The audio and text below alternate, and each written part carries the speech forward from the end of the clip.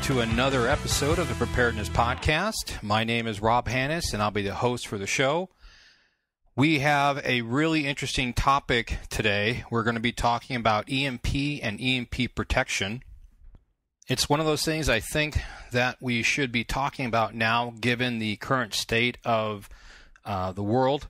I've been picking up on certain signals that indicates to me that the powers that be might be concerned about either an EMP or a solar storm large enough to knock out the power grid and stuff.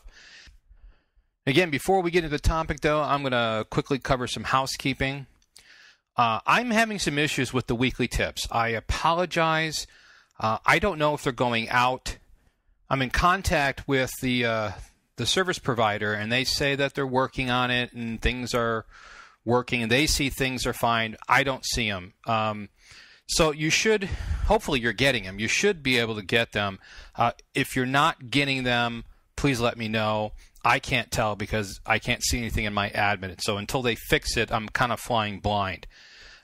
Give me some feedback at rob@prepcast.info.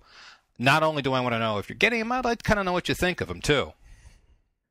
You can follow us on Twitter and Facebook. On Twitter, you'll find us at Prepcast, and the Facebook page is facebook.com/preparednesspodcast.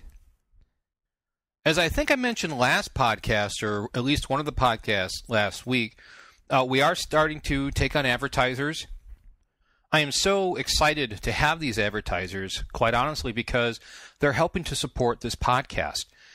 And the best way that you can help support the podcast is to support the advertisers. I'm not saying, spend your money for no reason, but if these are one of the products that you're looking to buy, it would go a long way in helping us in sponsoring the podcast if you could buy through one of these advertisers by clicking on the banner on the site.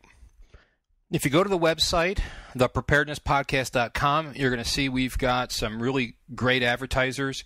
We've got the Sun Oven. We've got LPC Survival, who are selling the Berkfield filters. We've got Flying Eagle Gold. And we've got one more that just came on recently that I'm going to be telling you about later in the podcast. But right now, let's get back to the topic. EMP and EMP protection. In this podcast, we're going to be covering a lot of things about EMP and solar storms because they're very closely related. And as far as what we preppers need to be concerned about, we do need to be looking at both of these. Okay, so recently I've given a couple classes on EMP and EMP protection, and I realized that I haven't done a podcast on this yet, and I figure that I probably should do so. There's a very real possibility that the United States could suffer from a very prolonged power outage caused by either an EMP attack or a very large solar storm. Both of these events could happen at any time, and unlike most disasters, the effects from either of these could cause the power grid to be down for years. So let's cover first, what is EMP? Okay, an EMP, or electromagnetic pulse, is generated during the detonation of a nuclear weapon. This highly energetic pulse can destroy sensitive electronics and even damage electrical systems. Back in 1962, during the Starfish nuclear testing, an EMP pulse damaged a significant amount of military and civilian electrical systems over 800 miles away in the Hawaiian Islands. When gamma radiation hits the upper atmosphere, what happens is that it strips the electrons from the atoms that are present in the air. These electrons then travel downward at nearly the speed of light, and basically this is the electrical current that is the EMP. Now, why is EMP something that we need to worry about? Well, nearly everything we do today requires not only electricity, but some form of electronics to run.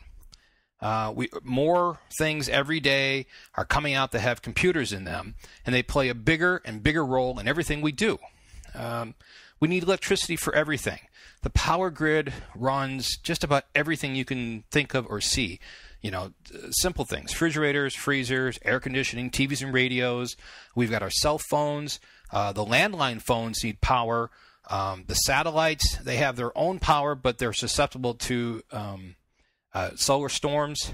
The GPS, The internet, texting, faxes, even radio communication like ham and the police and fire, emergency services like paramedics and stuff, they use radios.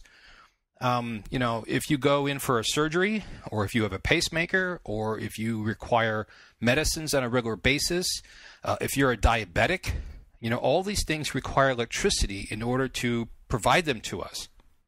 I just had a conversation with my wife not too long ago when I was talking to her about this, and she was asking about the pacemaker. She's like, well, that doesn't have anything to do with electricity. And I was explaining to her that an EMP will take out the electronics in the pacemaker. So if you're somebody or you know somebody that is dependent on that pacemaker keeping them alive, they're very susceptible to EMP. Now, some pacemakers are only to prevent arrhythmia and not necessarily, keep you alive. So you would probably be a little bit better off, but something you need to consider. Transportation. Cars and trucks, airplanes and helicopters, all rely on electricity because of the fuel, because of the parts and the maintenance. Just-in-time inventory, which is everything that Walmart and our grocery stores, everything relies on just-in-time inventory. Nobody stocks things anymore. Our food deliveries, our fuel deliveries, gas stations need electricity to pump the fuel out of their tanks. Just think of the millions of people stuck in the cities without power. We've had several examples of this. I think the New York one in 1977 or the 70s was a good example. And then we've had several other examples recently, and we can extrapolate what would happen from that. Now, think of those examples and think about what would happen if the power never came on again, ever. And that's the type of situation we would be facing for both an EMP or a solar storm event. Okay, it's even worse. While a solar storm pretty much only affects the power grid, an EMP event would also destroy the electronics that are required to operate billions of items. So even if you were able to generate your own electricity, unless you were able to protect those electronic items that you need to generate that electricity, they're going to be fried and unusable. Okay, so now, how does EMP damage electronics and electrical equipment? Basically, the EMP pulse fries electronic components due to a very high voltage. The devices receive a much higher level than they're designed to withstand, and they pop, fry, or burn. The Soviets did a lot of testing with EMP back in the 1960s, and both they and us learned a lot of information. They learned firsthand that this is a very real threat. They had a lot of systems that went down that they did not expect, and we were able to learn a lot from these tests. Okay, now the EMP that I'm specifically talking about is abbreviated HEMP, H-E-M-P. That stands for High Altitude Electromagnetic Pulse. Now, EMP is present in all nuclear detonations. So if a nuke was to detonate close to the ground, whatever EMP is there is very localized, and it doesn't travel that far because basically it's a line-of-sight event. However, if you detonate a nuke high in the atmosphere, we're talking about a HEMP event. A nuclear detonation in the range of about 300 miles above Kansas or Nebraska would produce an EMP across the entire United States. Now, while there's a lot of talk about needing a specially designed nuke that's calibrated for EMP, honestly, it really doesn't matter. In fact, a simple fission bomb is all it takes to create an EMP that would take out the whole country. And just in case you think I might be giving some terrorists some ideas, trust me, they already know about this stuff. Okay, let's talk a little bit about solar flares or coronal mass ejections. Do they cause the same damage as EMP? The terms solar flare and CME, or coronal mass ejection, seem to be used interchangeably by some people and on the internet, even by those in the field of space weather. But there is a difference.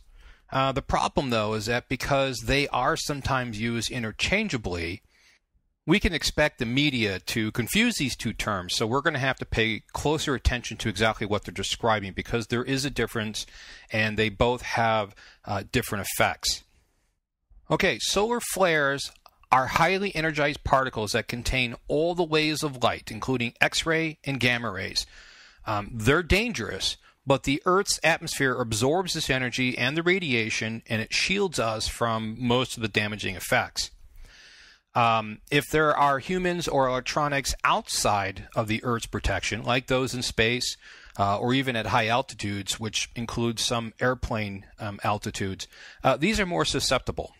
Typically, what we see is that the satellites in space get hit with these highly charged particles and rays, and they can get damaged, and humans can take on extra radiation.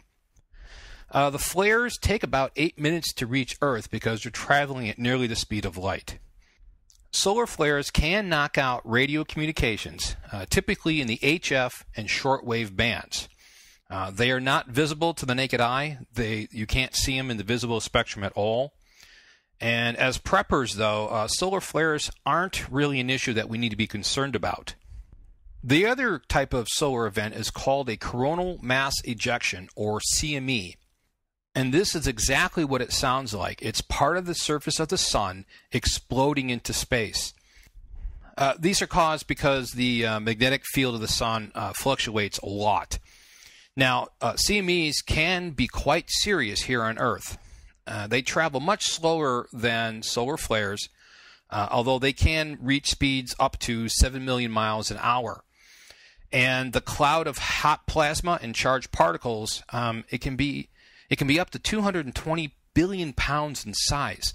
So if you think about, just gas molecules weighing 220 billion pounds, you can kind of get an idea of how massive these things are.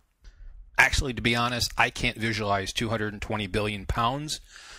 So what I would suggest is go to Google and do a search for coronal mass ejection.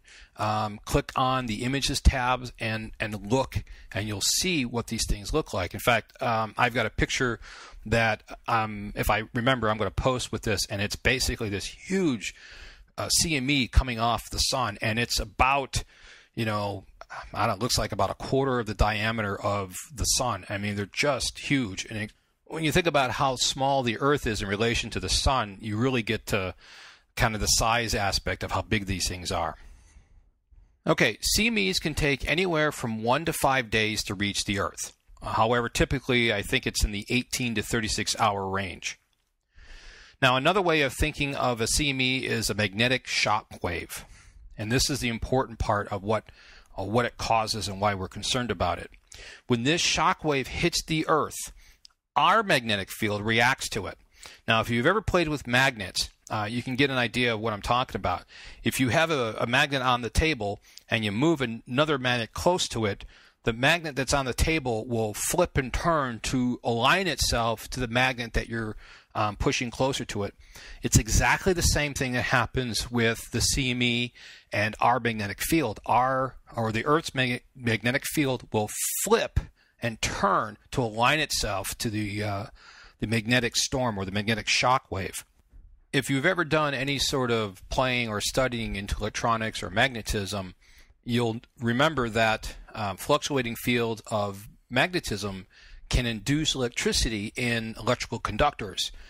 And in the case of the Earth interacting with the magnetic shock wave of the CME, this induced electricity is forming on electrical wires and long stretches of pipes. So to sum all that up, basically when large CMEs impact the Earth's magnetosphere, it begins to cause issues with electrical systems. Now, this is not theoretical. This has happened in the past. In 1859, a CME impacted the Earth and caused telegraphs to short out, which caused fires in both the United States and Europe. Now, think about it. A telegraph, which was state-of-the-art technology at the time, is actually very low tech. Well, the voltage that was induced in the wires caused things to heat up and sparked fires. In 1972, a solar flare knocked out long-distance phone communications in some of the states. In 1989, another CME event knocked out the power to an entire Canadian province, leaving 6 million people without electricity for 9 hours. Now, according to NASA, the flare disrupted electrical power transmission from the Hydro-Quebec generating station, and it even melted some power transformers in New Jersey. Now, this is important to note because experts say that the 1859 impact was 3 times stronger than the one in 1989. In July 14th of the year 2000, an X5 class solar flare caused some satellites to short circuit and led to some radio blackouts. In October of 2003, the Sun released an X45 strength flare that overpowered the spacecraft that was monitoring it. On December 5th, 2006, an X9 flare disrupted satellite-to-ground communications and GPS navigation signals for about 10 minutes, according to NASA. Now, here's the quote from space.com from September 2009. The solar storm of 1859 was 3 times more powerful than the one that cut power to an entire Canadian province in 1989.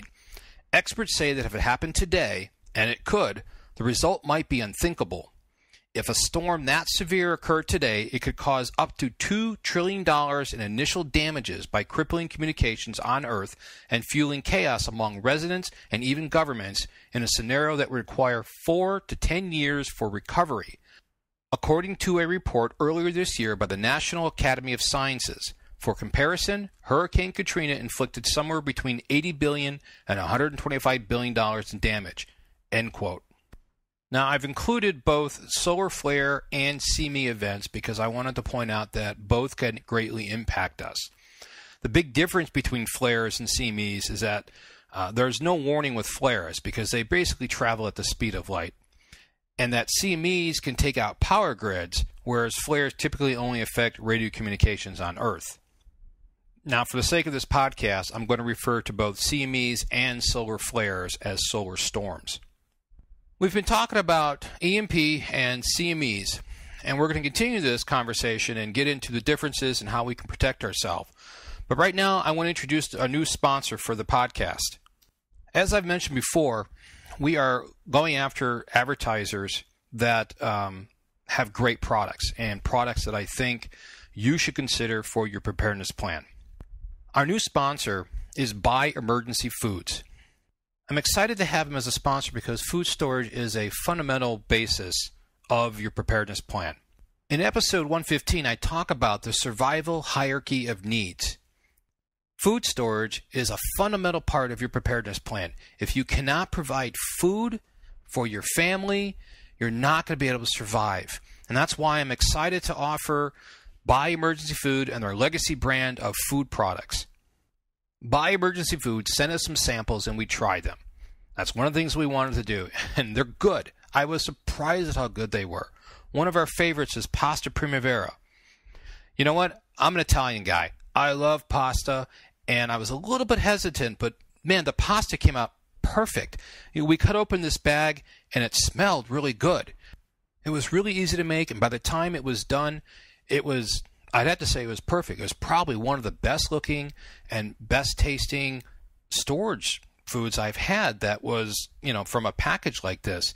I was really surprised. Both my wife and I were quite amazed at how good this was. We even warmed it up the next day, and it was still good. Now, you can't even do that with some foods you cook. It just doesn't come out that well. I told my wife, I was like, if you don't feel like cooking sometime and I came home and you made that, that'd be perfectly fine. And I think an extra bonus thing on this is that it's preservative-free, and their menu options include vegetarian, gluten-free, which is something that you can't find everywhere in food storage programs. So the fact that they hit all those points is a big win for me. So if you're looking for food storage, go to the website, click on the Buy Emergency Food or the PrepareWise banners. These banners take you to a comparison chart that compares you to other food storage plans.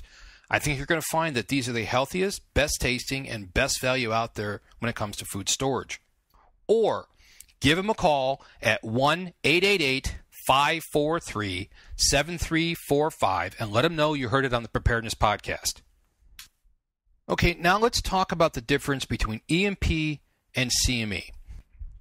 The main difference between an EMP attack and a CME impact is what's affected. For EMP, both the power grid and electronics are damaged and destroyed. However, in a CME impact, it's mainly the power grid that's affected and the electronics are untouched. Now, why is this? Okay, one of the important things to understand is that there are actually 3 pulses to an EMP, and they're called E1, E2, and E3. Most people confuse these, and they kind of jumble them up, and they talk about one part when they really mean the other. The first component is E1. This is a very fast, high-voltage pulse. It's very brief, but very intense. Much, much faster than lightning. In fact, common lightning and surge protectors won't stop this pulse. It induces a high voltage into the wiring and cables like power lines, phone lines, long stretches of pipe. This is the component that destroys computers and electronic equipment. The second component, E2, is a pulse that's a lot like lightning, and it's much easier to protect against. However, if that protection circuit was destroyed or damaged by the E1 pulse, it could still do a lot of damage. E3 is the last component. It is a long durational pulse, and it's not like E1 or E2. It's very slow. It can last up to minutes. It is caused by the nuclear detonation disrupting the Earth's magnetic field, which sounds very much like what happens during a solar storm impact.